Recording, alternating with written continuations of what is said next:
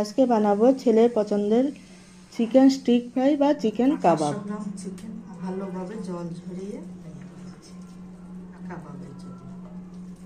এবারে চিকেনের মধ্যে দিয়ে দেব 1 চামচ হলুদ গুঁড়ো, 1 চামচ জিরের গুঁড়ো, 2 চামচ ছোট চামচে 2 চামচ লাল লঙ্কার গুঁড়ো, আর হাফ চামচ গোলমরিচ গুঁড়ো, হাফ চামচ গরম মশলার গুঁড়ো, আর 1.5 চামচ দেব আদা বাটা, 1 চামচ রসুন বাটা, টক দই দিয়ে দেব 3 চামচ, আর দিয়ে দেব পরিমাণ মতো লবণ।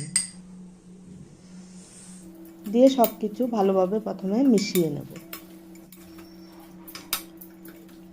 মিশিয়ে নিয়ে এবারে দিয়ে দেব চিকেনের মধ্যে 1 চামচ সয়া সস, দিয়ে আবারও মিশিয়ে নেব। মিশিয়ে নিয়ে সব শেষে দিয়ে দেব একটা লেবুর হাফ অংশ চিপে, দিয়ে মিশিয়ে নিয়ে ঢাকা দিয়ে আধ ঘন্টা রেস্টের জন্য রেখে দেব। আধ ঘন্টা পরে পেঁয়াজ আর ক্যাপসিকাম এরকম পাপড়ি পাপড়ি করে কেটে নিয়েছি। পেঁয়াজ আর ক্যাপসিকামটা চিকেনের মশলার সঙ্গে মিশিয়ে নেব, চিকেনের সঙ্গে, যেন পেঁয়াজ ক্যাপসিকামের মধ্যেও মশলাটা ভালোভাবে ঢুকে।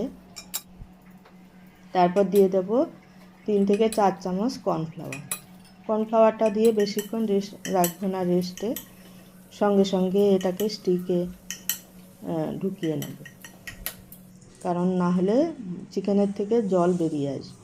তো এইরকম স্টিক নিয়েছি। স্টিকগুলো আপনারা যে কোনো গ্রসারি শপে বা অনলাইনেও পাবেন, যেমন ব্লিঙ্কিট, ফ্লিপকার্টেও পাওয়া যায়।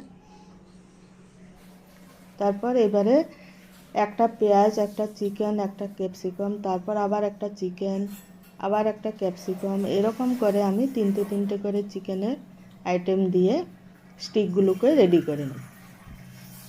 এই দেখুন কিভাবে করছি। প্রথমে একটা দিয়ে দিচ্ছি পেঁয়াজ, তারপর একটা চিকেন, তারপর একটা ক্যাপসিকাম, একটা চিকেন, আবারও একটা পেঁয়াজ,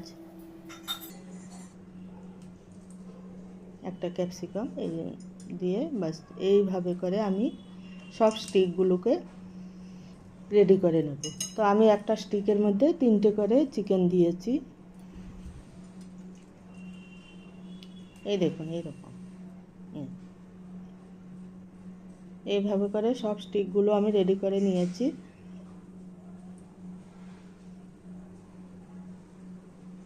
একটা ফ্রাইং প্যান গরম করে ফ্রাইং প্যানে দিয়ে দেব তেল। তেলটা বেশিও দেব না, কমও দেব না, একটু চিকেন ভাজা হয় মতো এরকম করে তেলটা দেব। তেলটাকে প্রথমে হাই ফ্লেমে হিট করে নিতে হবে, তাহলে চিকেন থেকে মশলাটা বেরিয়ে আসবে। তারপর এবারে আঁচটাকে লো করে দিয়ে উল্টে পাল্টে চারিদিকে ঘুরিয়ে ঘুরিয়ে এভাবে করে ফ্রাই করে নিতে হবে চিকেনটাকে।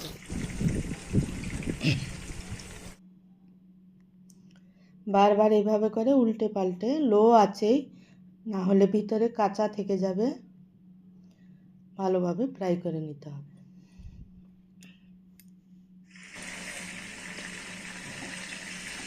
একটা স্টেপ ফ্রাই হয়ে গেছে, তুলে নেব।